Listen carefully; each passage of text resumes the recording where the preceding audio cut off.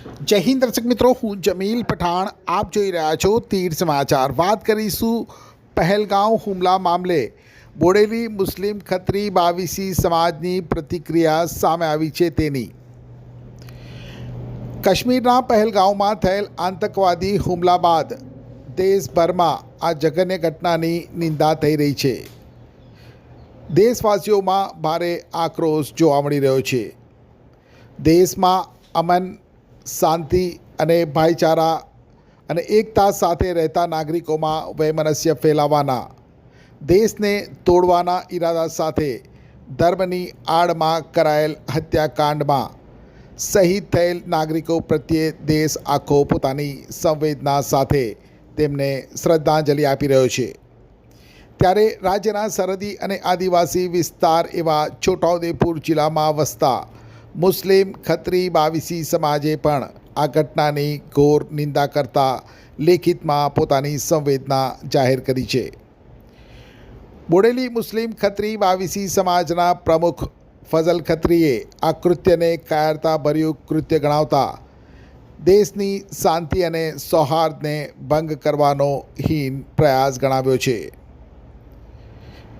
આવી હિંસા ફેલાવનાર વિરુદ્ધ કડક વલણ અપનાવી સરકાર તેમની સામે કડક પગલાં ભરે તેવી માંગ કરી છે અને દુઃખ અને સંઘર્ષની આ ઘડીમાં મુસ્લિમ ખત્રી બાવીસી સમાજ આતંકવાદ સામેની લડાઈમાં દેશની સાથે, દેશની જનતા સાથે, દેશના સુરક્ષા દળો સાથે અને દેશની સરકાર સાથે છે અને હંમેશા રહેશે તેવી હૈયાધારણ આપી છે. તારીખ 22/4/2025 રોજ પહેલગાંવ, જમ્મુ કાશ્મીરમાં જે આતંકી હુમલો થયો, જેમાં 28 જેટલા નિર્દોષ લોકોએ જાન ગુમાવ્યા અને ઘણા લોકો ઘાયલ થયા, તેનો સમગ્ર મુસ્લિમ બાવીસી ખત્રી સમાજ બોડેલી સખત શબ્દોમાં વખોડી કાઢીએ છીએ.